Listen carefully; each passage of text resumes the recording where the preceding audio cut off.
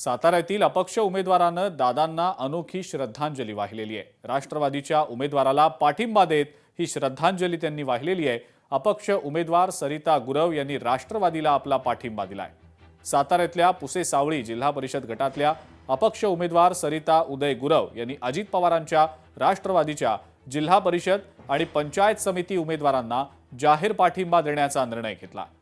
या निवडणुकीतून माघार घेत राष्ट्रवादीच्या उमेदवार रिया पिसाळ, पुसे सावळी पंचायत समितीचे उमेदवार संग्राम कदम, म्हासुर्णे पंचायत समिती उमेदवार रेखा घारगे यांना जाहीर पाठिंबा दिल्यानं त्यांचं आता सर्वत्र कौतुक होत आहे।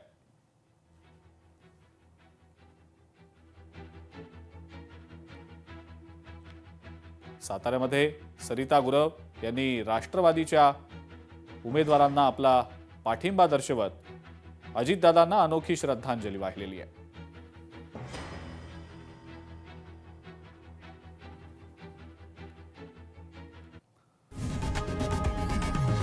लोकशाही मराठी ऐका, पहा, जागरूक रहा।